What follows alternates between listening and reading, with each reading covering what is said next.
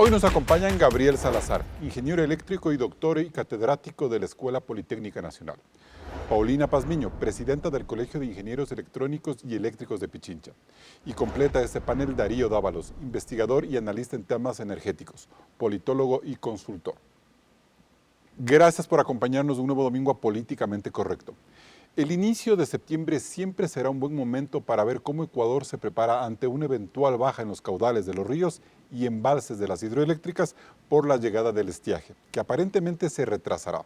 La idea es hacer una evaluación desde fuera del gobierno y contar a nuestra audiencia si persiste o no el riesgo de apagones. Claudia. Carlos, hace exactamente un año, el 8 de septiembre de 2024, en el programa 396 de Políticamente Correcto, advertimos el inminente colapso energético que dejó al país a oscuras durante 89 días. Hoy pasamos lista a todo lo que sucedió para saber si la situación ha mejorado a puertas de un nuevo estiaje en este 2025. Veamos. La crisis energética se advirtió en 2022, se sintió a finales de 2023 y recrudeció en abril de 2024. Pero no fue hasta septiembre de ese año cuando el país vivió la magnitud del enorme problema de los cortes de luz. En el primer apagón nacional de 4 horas del 7 de septiembre, el gobierno argumentó que fue por una falla humana.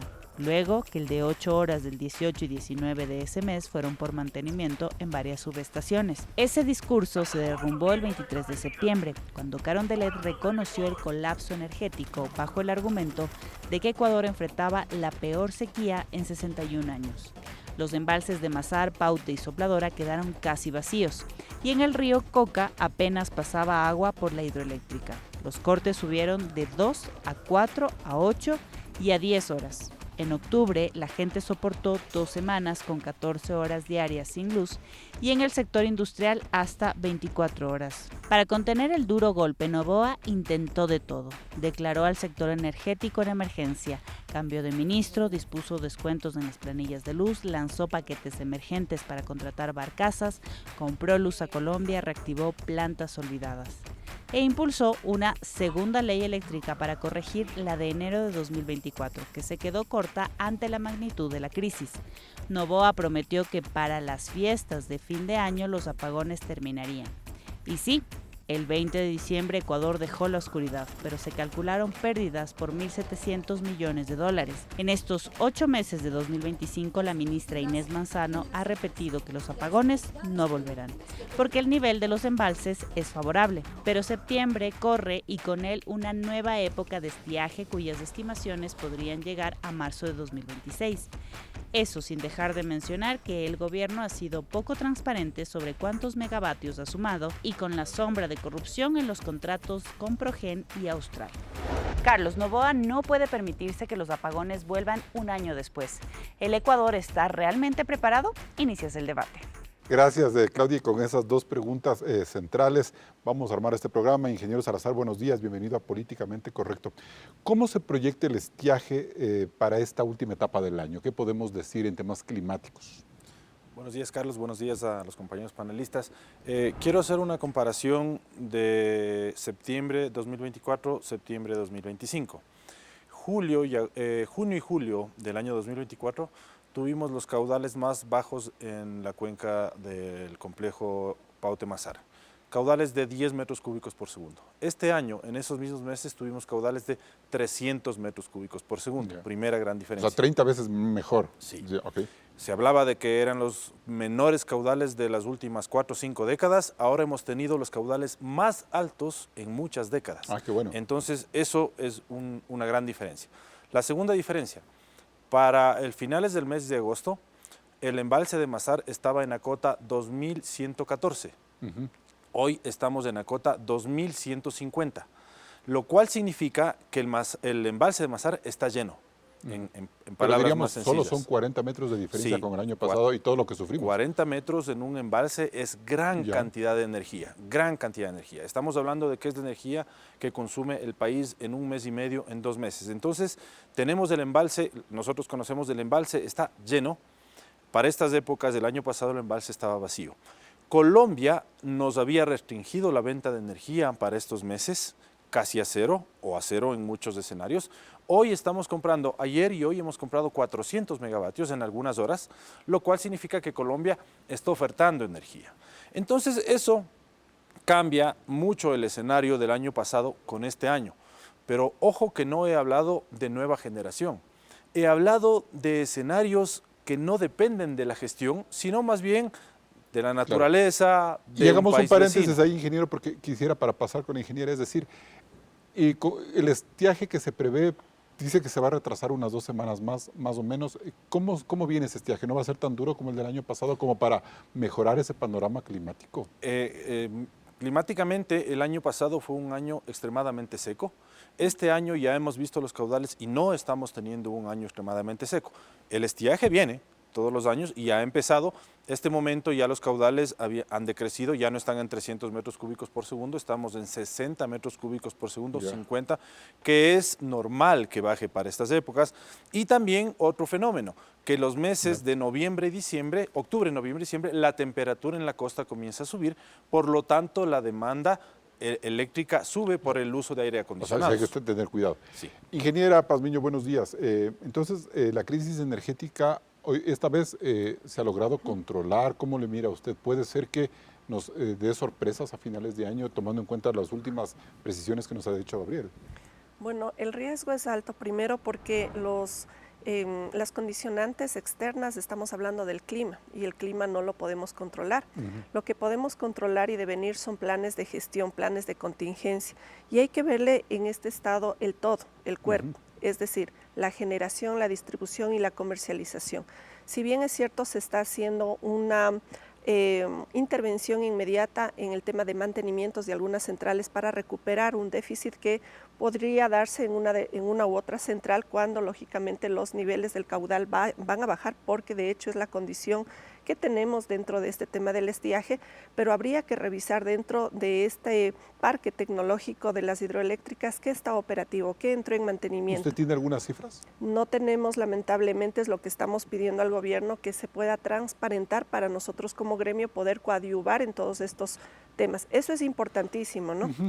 A ver, y entonces, es decir, en este año tendríamos que ver que todo ese parque térmico haya mejorado, ¿no es cierto? No solamente que haya mejorado, que garantice las mínimas condiciones para poder dar el suministro de energía. Recordemos que la totalidad de suministro de energía que hoy por hoy se necesita son alrededor de 5.000 megavatios, ¿sí? Y lo que se había contemplado con las empresas, por ejemplo, ATM, más o menos 900 megavatios. Pero como no se logró, se entiende por las declaraciones. ¿Cuánto está generando de esos 5.000 megavatios las hidroeléctricas? ¿Tiene usted ese dato? Tenemos alrededor del 86% que se está, 86%. Claro. Y obviamente en este momento dependemos mucho del tema del clima. ¿Cuál sería lo ideal? Es decir, en este momento que ya está bajando los caudales. Lo ideal sería que nosotros podamos tener no solamente el 86%, sino un 95%. Recordemos que debemos tener también centrales que coadyuven a manejar problemas críticos de centrales que, por ejemplo, Coca-Cola Sinclair, hablemos de este tema, tenemos un problema de erosión regresiva. Y ¿sí? de que no hay embalses, ¿no? Exactamente, entonces, lógicamente, por estos problemas de la erosión, ya tuvimos hace un par de meses situaciones en las que hay que parar. Entonces Darío Dávalos, buenos días. En términos generales, ¿este año ha sido suficiente como para corregir los problemas de instalación y generación eléctrica por fuera de las hidroeléctricas, que han sido una bendición por los caudales de lluvia y agua? Sí, porque hemos tenido estas buenas condiciones climáticas. La cuestión es que los procesos administrativos, al menos en los tiempos de contratación, no se están dando. Entonces, el último ejemplo que tenemos son lo que se declaró desierto, la contratación de 260 megas, que se había anunciado para estos meses. Sin embargo, dentro de la misma planificación estaba previsto que inicie la operación comercial el próximo año, en enero, es decir, cuando ya pasamos la etapa más. O sea, llevamos retrasos. Por supuesto que sí. ¿Cuántos es ese retraso? Eso no tenemos esos 260, dijeron que van a contratar nuevas barcazas, pero no se conoce aún a ciencia cierta cómo va ese proceso. Tendrían que hacer una declaratoria de emergencia para que en el próximo tiempo que dure el caudal de Masar, que es alrededor de 40 días, 2 meses, estamos hablando hasta octubre, llegue esa barcaza y pueda cubrir en parte la generación. O sea, Darío, tenemos todo este mes de septiembre, ¿para qué? en términos de gestión de esos...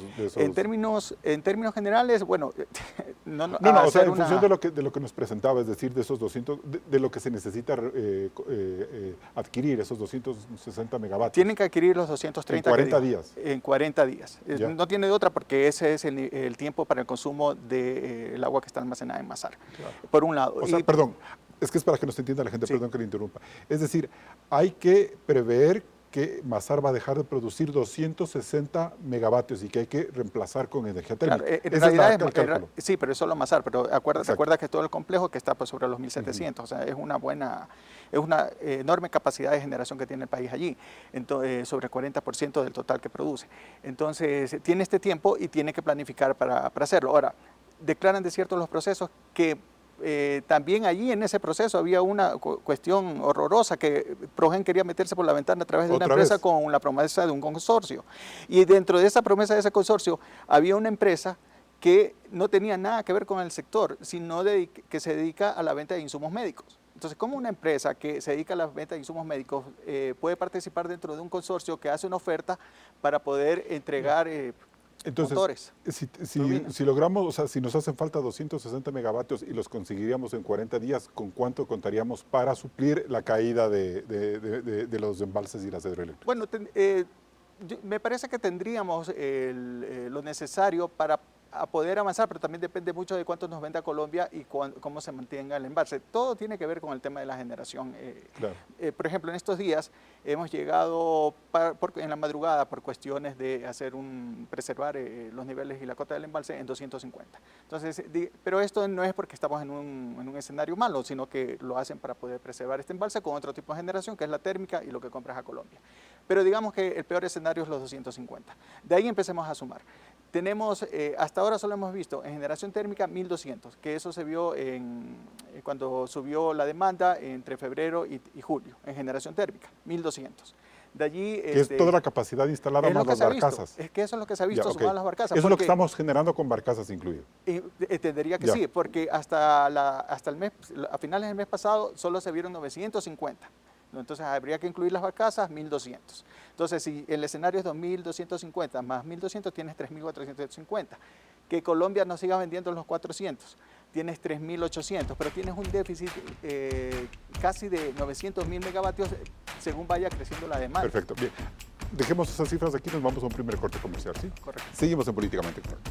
Hacemos una primera pausa en Políticamente Correcto y regresamos enseguida con más del análisis. ¿Los apagones pueden volver un año después? No se desconecte de la señal de Coavisa.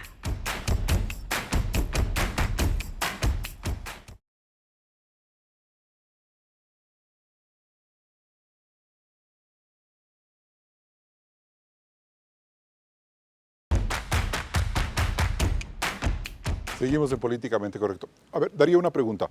Es decir, siempre nos hacen falta entre 800 y 1.200 megas para estar tranquilos y decir que no hay riesgo de apagones. Sí, lo que ocurre es que el gobierno nos dice que va a contratar 975, pero ya en los hechos, en las cifras, habla de 400 hasta septiembre, pero resulta que no son 400 sino 150. Y eso son de declaraciones que dan a los medios de comunicación.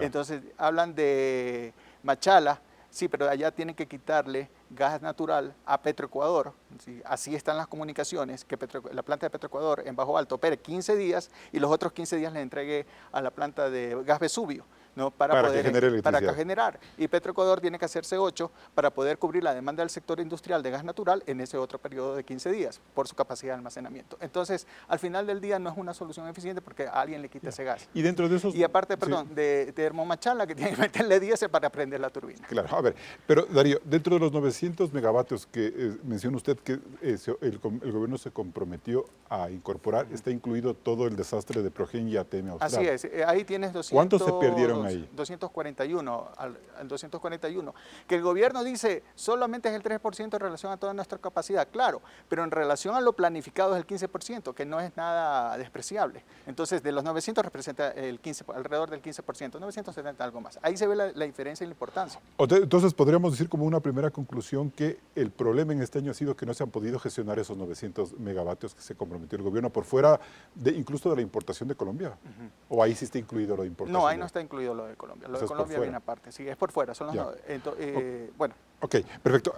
Ingeniero Gabriel Salazar, entonces, si es que, ¿cómo pintaría un posible estiaje a futuro? ¿Cuántos megavatios de esos 1.200, decía usted, que estamos en capacidad de generar desde las hidroeléctricas, cuánto puede caer? Ahí quiero puntualizar un poco las cifras, Carlos. Mira, en época lluviosa mucho se genera con hidroelectricidad y poco con termoelectricidad. Pero esto cambia a partir de septiembre. En septiembre va cayendo la producción hidroeléctrica y necesitamos subir la producción termoeléctrica porque la hidroeléctrica cayó, ¿no es cierto? Entonces, según el operador del sistema eléctrico ecuatoriano, el SENACE, para este estiaje se requerían incorporar 900 megavatios. Esos son los 900 que menciona Darío. ¿Cómo están compuestos estos 900 megavatios? 400 megavatios de recuperación de centrales que estaban indisponibles, o sea, centrales viejas o que estaban en mantenimiento, 400, y 500 nuevos megavatios. ¿Cómo pueden ser estos 500 nuevos megavatios? 250 de los arrendamientos que ya estuvieron el estiaje pasado, de esas barcazas que estuvieron en la zona de Guayaquil, y se les está renovando el arrendamiento.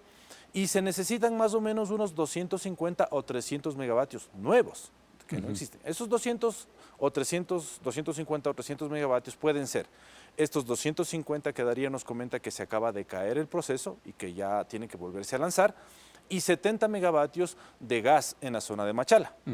La gran pregunta es, ¿están ya esos 70 megavatios instalados en Machala?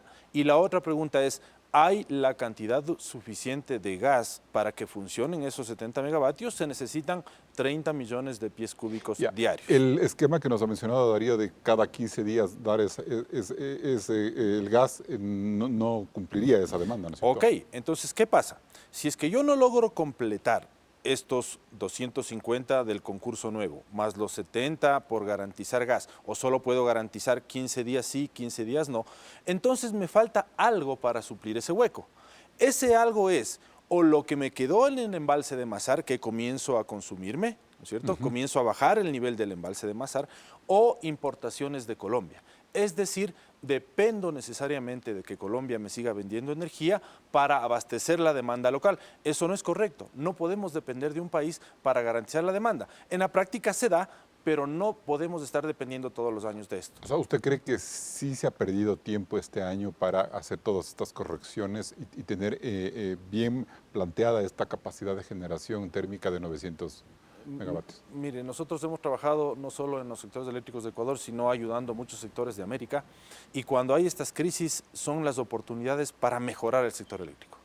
Nosotros estamos en crisis ya 2 años y no vemos esa mejora clara del sector eléctrico. Una señal clara es que la ley eléctrica no se ha cambiado y tiene tantos parches que ahora tiene artículos innumerados más que los numerados. Claro. Como ya no hay cómo incorporar más artículos, solo se incorpora artículo innumerado, artículo innumerado. Eso ya nos da una señal de que es hora de cambiar por completo la ley y el esquema del sector. Lo que se llama el modelo de desarrollo tiene que cambiarse. Y en ese sentido, entonces, ingeniera Pazmiño, ¿cómo mira usted el panorama para fin de año? Es decir, ¿es imposible evitar racionamientos a menos de que sea un fin de año que lleva todos los días? A ver, nosotros tenemos que pensar como un todo en la gobernabilidad y en la gestión. Esto no se puede trabajar en una línea recta, es de manera integral. Se pueden tomar acciones inmediatas, como por ejemplo, pensemos en la parte de la construcción hoy día, en los edificios que disponen terrazas suficientes como para instalar paneles solares. Se debería modificar de forma inmediata una regulación, la 0625, para que la energía no excedente, sino la que se pueda generar, ingrese al sistema energético. Por ahí ya estamos hablando de una regulación que no puede demorar más de un mes, ¿sí? Estas medidas podrían... Pero la instalación de esa puede tardar años. Pues. No, la instalación se demorará 15 días, 7 días. No, pero ya en términos macros, digo, que el país avance en esa lógica de energía solar. Estamos hablando de unos 100 megavatios más o menos que podrían incorporarse. Por otro lado, también tenemos que pensar en el tema de la recuperación de la cartera en las comercializadoras, es decir, ¿a través de qué? De las distribuidoras de las energías. En la distribución de la energía se deben de plantear sistemas de gestión de calidad. ¿Para qué? Para poder mejorar y minimizar las pérdidas de energía. Estas pérdidas de energía, fíjate Carlos, son alrededor hoy por hoy del 15% y sigue subiendo. Quiere decir que ese 15%, si los podemos recuperar, también ayuda. No, Ya entendí. O sea, las pérdidas negras en energía es de un 15% que equivale exactamente a los planes de incorporación. Ajá, hablemos en porcentajes.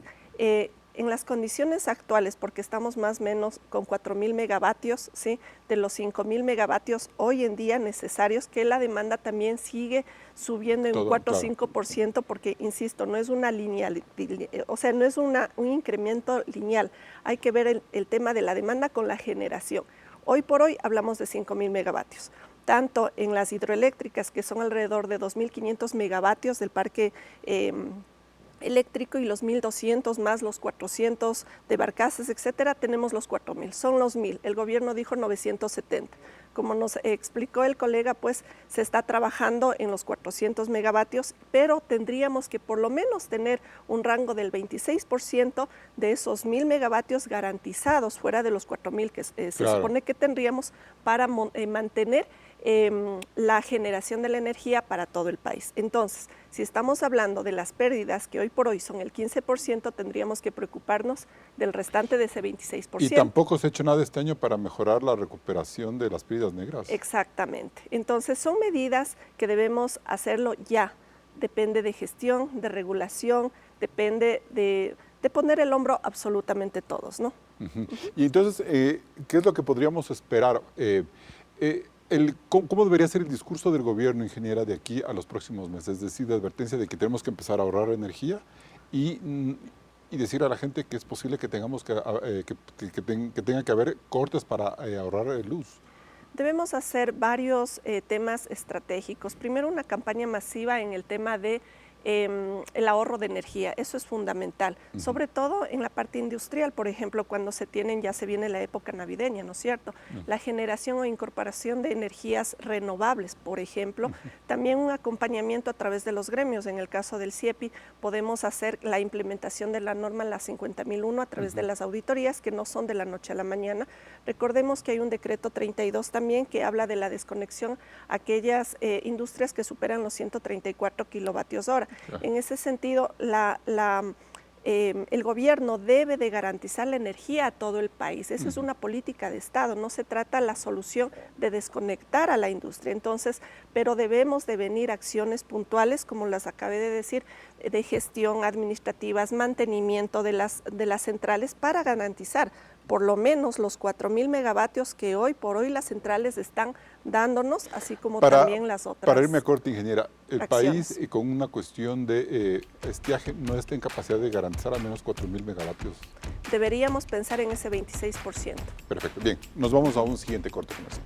Recuerde que también estamos en vivo en ecuavisa.com y en Ecuavisa Play. Puede visitar el micrositio y revisar este y todos los programas de Políticamente Correcto, y también seguirnos en nuestras redes sociales. Regresamos enseguida con más.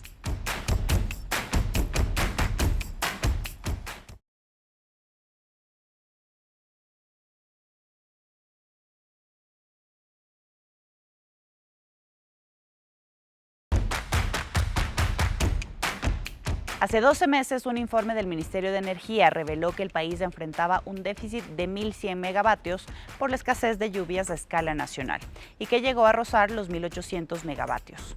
Hoy parece poco probable que ese escenario se repita. Datos oficiales en tiempo real del Operador Nacional de Electricidad, CENACE, señalan que al cierre del 3 de septiembre de 2025, la demanda de energía en todo el país alcanzó los 4.565 megavatios hora. Ese requerimiento de energía se ha podido cubrir sin problemas, incluso durante el pico más alto de este año, que fue el 7 de mayo de 2025, cuando el país necesitó 5.100 megavatios para funcionar. Por esa razón, Ecuador no ha sufrido ningún apagón. ¿Qué ha hecho posible toda esta producción de energía? La CENACE indica que el 82% de la generación proviene de las plantas hidroeléctricas como Coca-Cola, Sinclair, Paute, Sopladora y otras. El 15% es de plantas térmicas, un 2% de importaciones como la energía que compramos a Colombia y un 1% es energía renovable. Incluso hay un 0,57% de energía excedente que el país ha exportado. El gobierno asegura que desde 2024 y hasta este agosto, más de 1.500 megavatios se han incorporado al sistema eléctrico, 502 por barcazas y nuevas plantas térmicas, así como otros 1.000 megavatios recuperados de centrales hidroeléctricas y termoeléctricas. Lo que preocupa es que en horas pico, por ejemplo, un día de diciembre en plena época navideña a las 7 de la noche, la demanda eléctrica puede llegar hasta los 5.400 megavatios hora. Es decir, habría un requerimiento extra de energía de 835 megavatios. Y como el país crece cada año, es necesario incorporar 400 megavatios adicionales. Carlos, la pregunta que cabe formularnos es: ¿el país está en condiciones de cubrir toda la demanda de electricidad? ¿Estamos fuera de peligro? Continúas. Bien, gracias Claudia. Ahí hay unas cifras importantes que queremos repasar con la ingeniera Pazmiño. A ver, ahorita supuestamente según SENACE el 82% de la energía que se genera en el país es de hidroeléctricas, ¿no es cierto?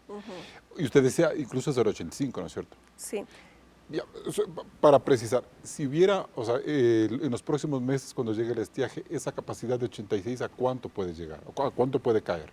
Sí, como se había manifestado anteriormente, este es un cambio, es decir, baja la capacidad hidráulica, es decir, de las centrales hidráulicas y entra la capacidad térmica. Pero ¿cuánto puede bajar las hidráulicas en total? O sea, del 82 a cuánto? Podría estar viéndose justamente un 30, un 26 a un 30%. O sea, sería como de un 60, de un 50% de dependencia nuestra de las hidroeléctricas. Por supuesto, porque nuestras centrales hidroeléctricas, la más grande es justamente Coca-Cola Sinclair, que como yo le mencionaba, está en su nivel más óptimo, 1.200 megavatios. Entonces, nuestro ojo, es decir, nuestra visión sería ver qué es lo que pasa con la central y ver cómo nosotros podemos cubrir los valores en energía que no podríamos cubrir en esa central. Usted en el corte me decía que una cosa es la capacidad instalada y el papel en cuanto a los números, por ejemplo, de Coca-Cola Sinclair, y otra es lo que realmente genera. ¿Por qué, ingeniero? Exactamente. Coca-Cola siempre fue planificada para 1.500 megavatios. Actualmente en las mejores condiciones son 1.200, 1.300 megavatios, porque recordemos que una obra que fue entregada desde sus inicios con fallas, ¿sí?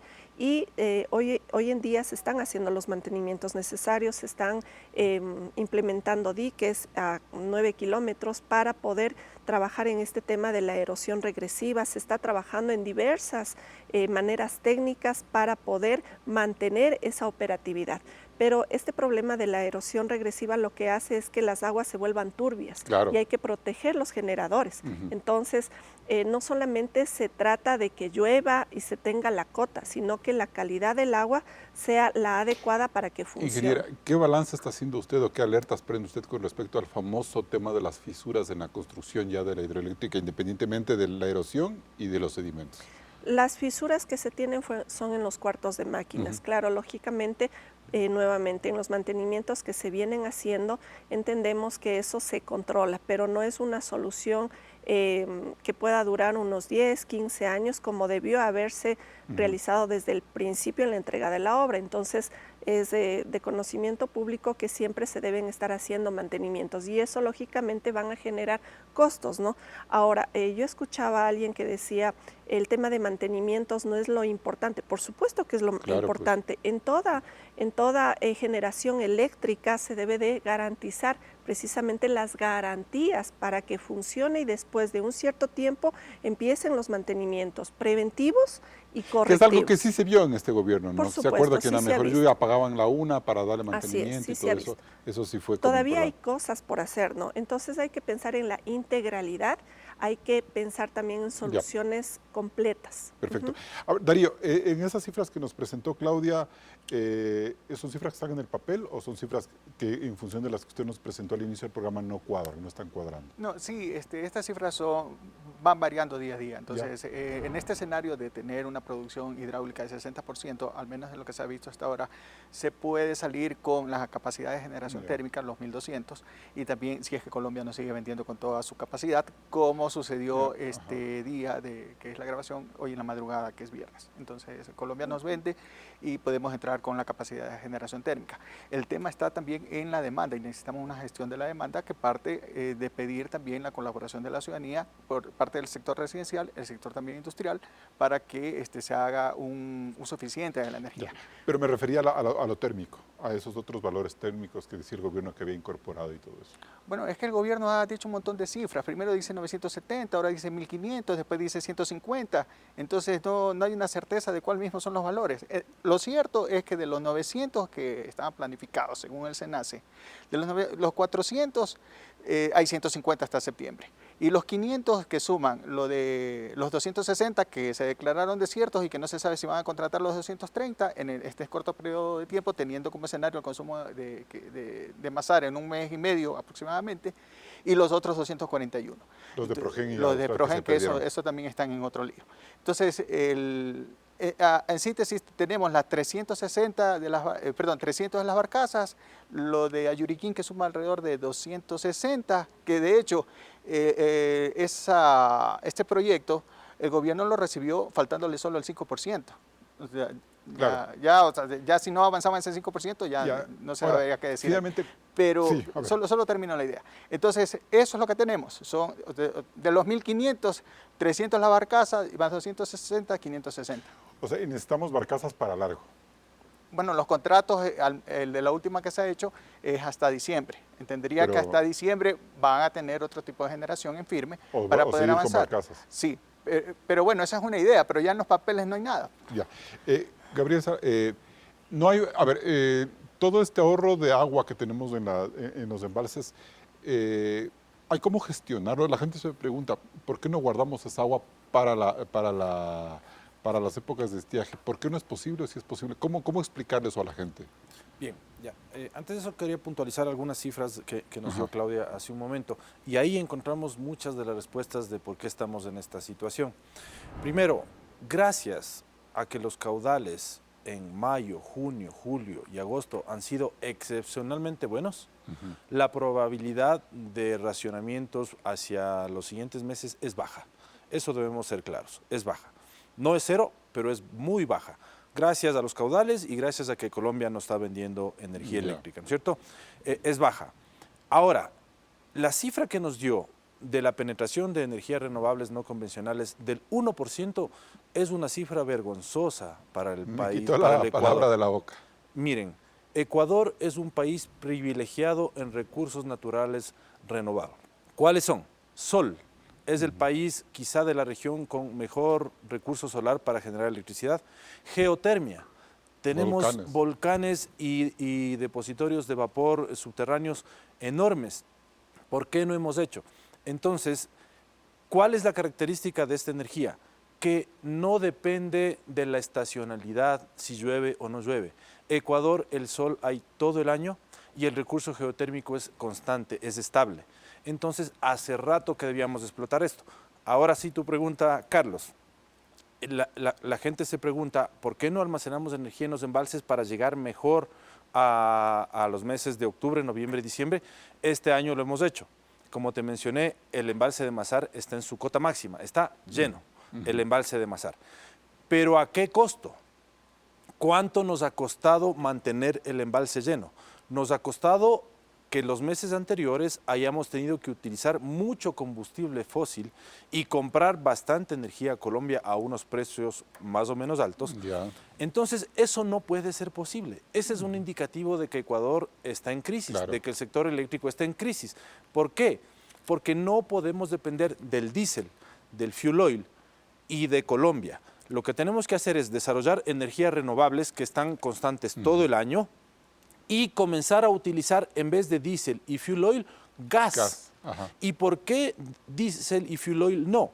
Porque diésel es muy caro y porque fuel oil ya mismo escasea. No es un recurso ilimitado. Entonces tenemos que buscar otra posibilidad de generación termoeléctrica, que es el gas. Entonces, eso significa que en caso de que llegara una nueva crisis de estiaje, al ver que es tan vulnerable el tema eléctrico, tampoco es que nos duraría mucho esa agua que tenemos de reserva, ¿no es cierto? Claro, lo que pasa es que tenemos ahí una energía, ¿cierto? Tenemos unas reservas de comida en la alacena, pero no nos podemos gastar todas las reservas en una semana. Tenemos que dosificarla para todo el periodo de estiaje. Hasta marzo más o menos. Exactamente. No es que si tenemos problemas termoeléctricos en septiembre, todo el embalse de Masar lo vamos a poder utilizar en una semana en septiembre. No, esas reservas tienen que ser dosificadas para todo el estiaje. Nos vamos a un siguiente corte comercial. Manténgase informado siempre con Ecoavisa. Puede seguirnos en nuestro canal de WhatsApp y recibirá información minuto a minuto. Regresamos enseguida con más del análisis. ¿Volverán los apagones un año después?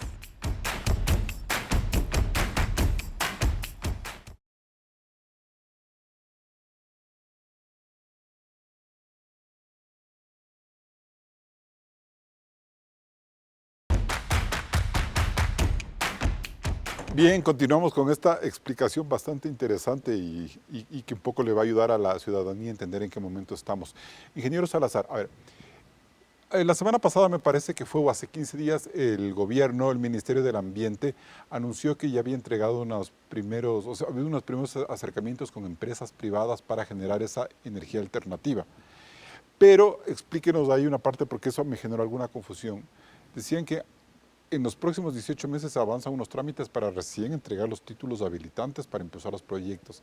Es decir, ¿por qué se está demorando tanto en generar esa capacidad de generación alternativa que es urgente ahora, pero que si seguimos todo esto estamos de procesos y todo lo demás, nos servirá recién en 2 o 3 años?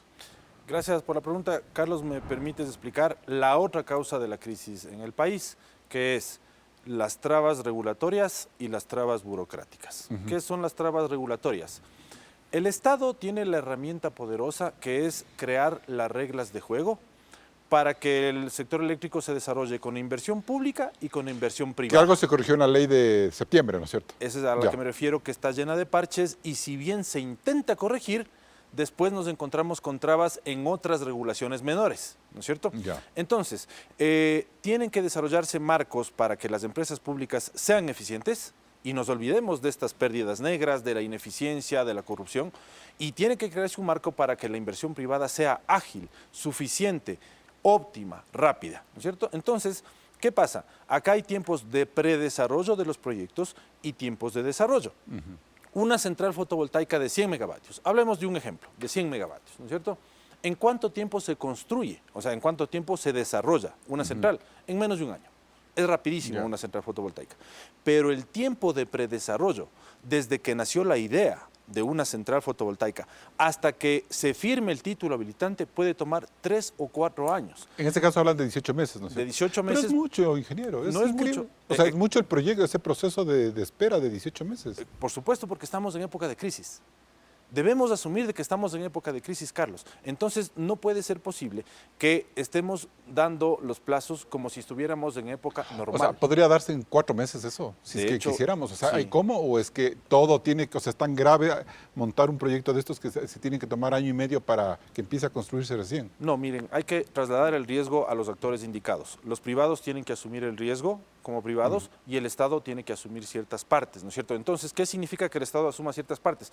Que las licencias ambientales se tramiten de forma ágil, que los títulos habilitantes se tramiten de forma ágil y el privado que asuma el riesgo de la inversión, si la inversión es óptima, no es óptima, el precio de venta. Entonces, estos proyectos que se anunciaron es correcto y yo aplaudo la gestión que está haciendo el gobierno, pero fíjense que estamos hablando desde hace 2 años. Claro. De esto. Y estamos esperando siquiera 2 años y medio, o sea, siquiera 2 años y medio más hay que esperar para que empiecen a funcionar con estos cálculos. Sí, 18 meses de título habilitante y 1 año de construcción, que dice usted. Exactamente, hemos visto buenas noticias de que se firmaron estos certificados de calificación de estos proyectos fotovoltaicos, de que ya ha empezado el proyecto Villonaco 3 a construirse en la provincia de Loja. Todas son buenas noticias. La pregunta es ¿cuándo? ¿Cuándo entra en operación el proyecto Villonaco 3? En 2 años, 3 años. ¿Cuándo entran en operación estos proyectos fotovoltaicos? Tal vez el 2026, tal vez el 2027. O sea, Dios no quiera 3 años más de racionamientos para que empiecen recién a funcionar. Pero es correcto lo que se está haciendo. Lo que yo me refiero es que se pudieron haber hecho cosas mucho más ágiles hace un poco tiempo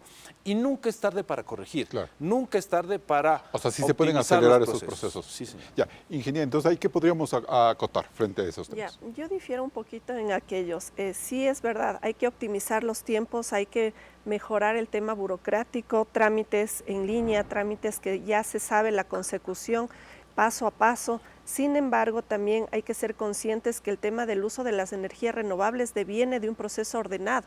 Primero una auditoría, por eso hablamos de la certificación de la 50001. de la 50.001. Esto es importantísimo porque hablar de energías renovables no solamente son paneles fotovoltaicos, ¿sí? Y nos vemos ya abocados en la industria en donde dicen, bueno, yo estoy produciendo apenas el 4% con energías fotovoltaicas y me falta el 96% y es un costo increíble cuya recuperación va a ser en 15, 16 años. La inversión es alta cuando las condiciones geográficas le dan para generar energía hidráulica, eólica, térmica, inclusive de biomasa. Entonces, no solamente energías renovables, podemos hablar en términos comerciales que es fotovoltaica. Por ejemplo, estamos hablando en Quito alrededor de 19.000 toneladas de basura que pueden ser aprovechadas a través de una técnica que se llama pirólisis. Esta técnica permite a una temperatura más o menos de 1.200 a 1.500 grados centígrados recuperar, generar energía hasta 240 megavatios al parque energético y adicionalmente generar diésel y chatarra. Imagínense, entonces son proyectos, claro, por supuesto tomarán su tiempo de unos meses, 15, 18 meses, pero hay que empezar ahora. Hay otro tipo de proyectos también que son más rápidos, pero eso hay que hacerlo responsablemente, porque luego volvemos al inicio. Estamos criticando una irresponsabilidad en procesos que se devinieron. Como Proge y eso. Que no se aplicaron la ley, que la ley es para todos, de una manera en contratación pública que se debe aplicar para todos. Pero eso ¿verdad? más es por corrupción que aducir a mucha demora en los procesos. Por supuesto, pero también tenemos que entender que estos procesos ágiles no se tienen que entender a minimizar procesos que deben ser, por ejemplo, en los temas técnicos debe haber una etapa de pruebas, claro, ¿sí? Antes de la adquisición. También, lógicamente, deviene de un proyecto y de un proyecto con todas las ingenierías, no solamente eléctricas, civiles, mecánicas, químicas, etcétera. Entonces, ¿usted sí cree que al menos en unos 3 años se podrá tener una nueva capacidad instalada de energías alternativas? Mucho menos. Recordemos que si hay un decreto de 18 meses, el punto es que no debemos ver como un trabajo en línea recta, debemos ver la integralidad. Y esa integralidad deviene, hoy por hoy, por supuesto, los mantenimientos que se están haciendo con lo que tenemos. Debemos transparentar el parque automotor, qué está operativo, qué está dañado, qué está ya pasó a la obsolescencia, qué hay que cambiar, qué hay que dar de baja, cómo generar estos nuevos planes de contratación que sean rápidos, que ya se sabe qué partes y piezas hay que cambiar. Perdón.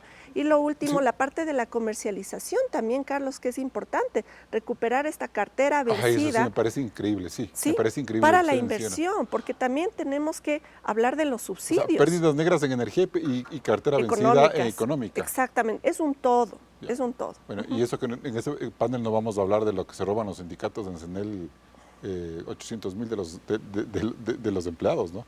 Eso es una vergüenza, ¿no? Terrible. Sí, a ver, Darío, entonces cerremos un poco el debate con esta capacidad de adquirir combustible, diésel, fuel oil, para el Ecuador. ¿Qué tan complicado también se nos pone esa otra parte que es con lo que se prenden las térmicas? Permíteme añadir solo un elemento a lo que acaban de mencionar los panelistas. También necesitamos evaluar y ver el momento de cuándo se va a hacer un debate nacional, la revisión de las tarifas del sector. Porque cada año tenemos un déficit, especialmente por estas adquisiciones que hacemos del alquiler de las barcazas, de nuevas plantas de firmes por el tema del combustible y también la importación. Para este año se estima que ese déficit es de 603 millones de dólares. Entonces, es lo que el Estado como que termina entregando como subsidio, ¿no? Claro, eso le dijo el Ministerio de Energía al Ministerio de Economía en febrero de este año. Y en mayo le respondió y le dijo, sí, nosotros vamos a ir cubriendo con el presupuesto a medida que se van presentando los hechos cada mes. Ahora, pero eso puede subir de acuerdo a todas estas nuevas contrataciones que se hagan y terminemos teniendo una presión con un presupuesto que ya, como hemos visto en los últimos días, tiene problemas, ¿sí?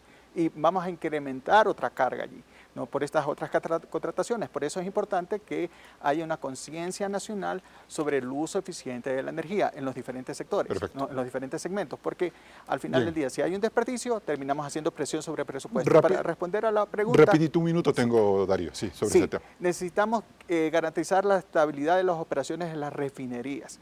Y especialmente esta estabilidad parte, según los hechos que hemos tenido, es que haya un buen funcionamiento del oleoducto, porque en julio tuvimos este problema que se fue abajo el oleoducto no ha salido de allí, entiendo que lo están poniendo un poco más atrás de donde se encontraba, pero sigue en riesgo porque hay un riesgo en ese sector.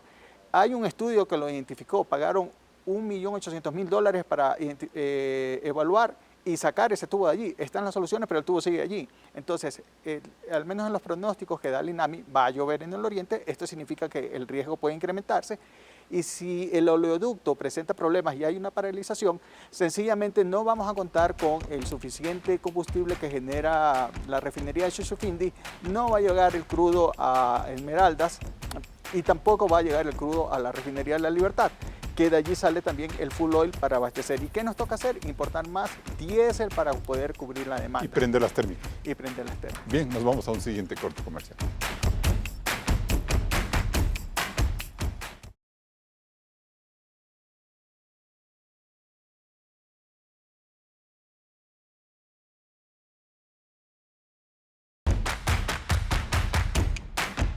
Entramos en etapa de conclusiones. Darío Dávalos, ¿es políticamente correcto sostener que Ecuador logrará evitar la llegada de apagones en los meses finales de este año?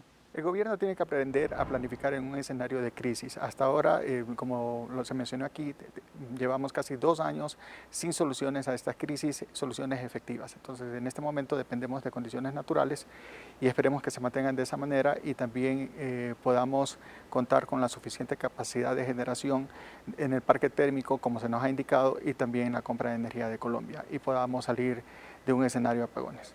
Ingeniera Paulina Pazmiño, su conclusión.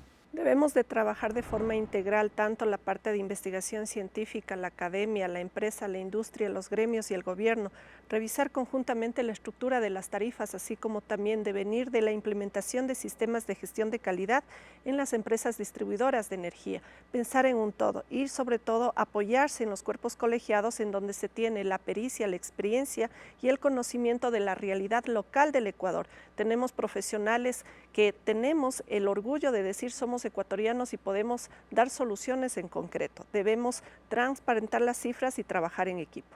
Ingeniero Gabriel Salazar, ¿qué es lo políticamente correcto? Lo políticamente correcto es que el gobierno asuma que el sector eléctrico ecuatoriano está en crisis. No necesariamente en racionamientos, pero sí en crisis. Y que tome en cuenta las recomendaciones que se le ha dado para salir de esta crisis, que son, primero, cambiar la ley eléctrica, cambiar el marco institucional, nombrar autoridades que sean especialistas en crisis eléctricas, no necesariamente energéticas, pero sí eléctricas, controlar la corrupción y la ineficiencia en las empresas públicas y crear mecanismos de atracción de inversión privada óptimos y competitivos en el sector eléctrico. Y bien, es bueno saber que el estiaje tardará en llegar algunas semanas más y hay que cruzar los dedos para que este no tenga la magnitud del de 2024. Esto permite al gobierno ganar tiempo y seguir planificando su capacidad de generación de electricidad para que el riesgo de apagones se reduzca lo que más se pueda. El plan de recuperación eléctrica del régimen no es del todo claro. Las sumas y restas de las cuentas nacionales es relativa y siempre nos faltarán unos 1000 megavatios en cualquier circunstancia. Por eso cabe exigir toda la transparencia en las denuncias alrededor de las estafas como la de Progen y ATM Austral y que las compras e inversiones futuras tengan como único objetivo el bien común. Es desalentador ver cómo hasta en temas tan críticos como nuestra soberanía energética, donde todos nosotros soportamos cortes de luz eternos, cundan los negociados. Dios quiera que este 2025 estemos mejor preparados para el estiaje. Hasta el próximo programa. Con estas reflexiones cerramos este debate de Políticamente Correcto. Recuerde que puede escucharnos en Spotify en la lista de reproducción. Nos volvemos a encontrar el siguiente domingo. Siga con la señal de Ecuavisa.